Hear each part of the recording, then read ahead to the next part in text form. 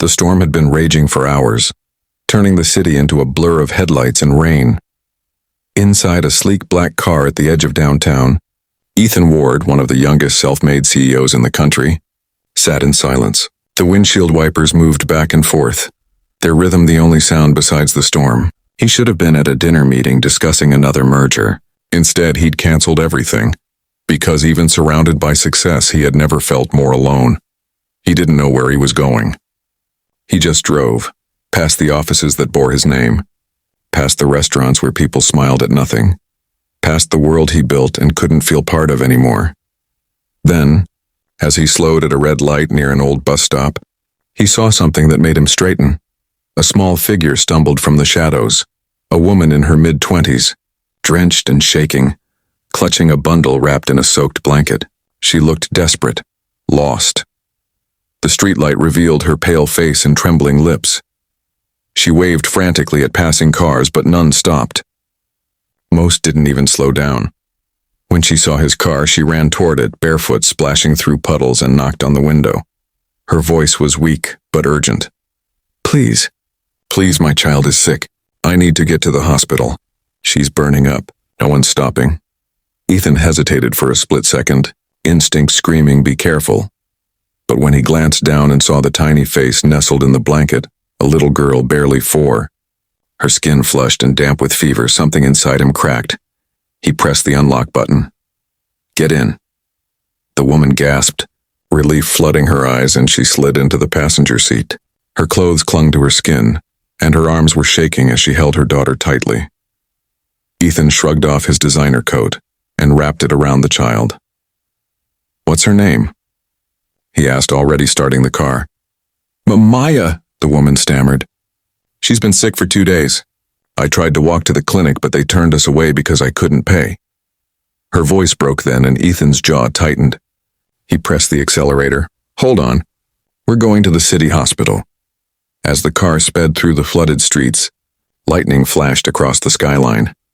The woman, Clara, as she later introduced herself, kept whispering reassurances to her child, while Ethan drove like he was racing time itself.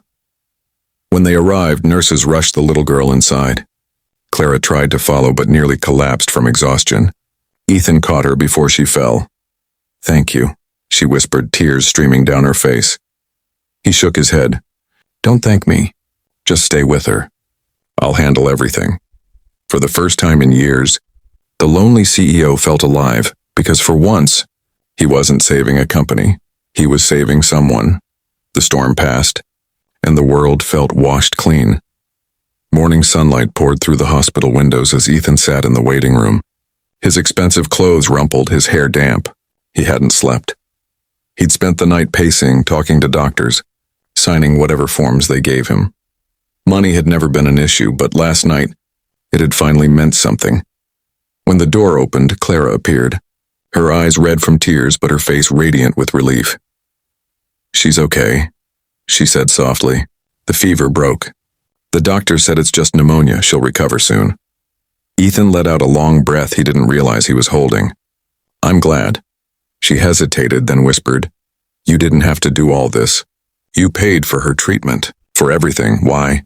He looked down at his hands, at the Rolex he'd bought the week after his wife died, thinking success would fill the emptiness.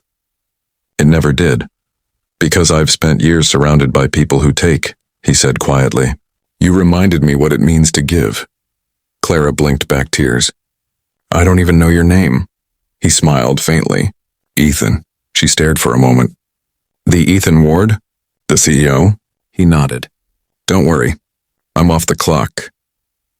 They both laughed softly, a sound that felt strangely healing. Ethan reached into his jacket pocket and pulled out an envelope.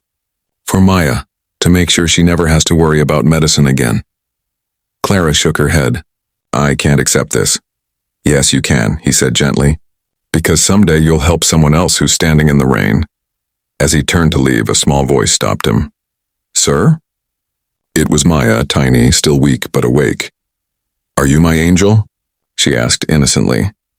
Ethan froze, emotion catching in his throat. "No," he said softly, "just someone who finally learned to stop." He walked out into the morning light. the city glistening after the storm. And for the first time in years, Ethan Ward didn't feel lonely anymore because somewhere, in a small hospital room, 2 lives he'd saved were unknowingly saving his.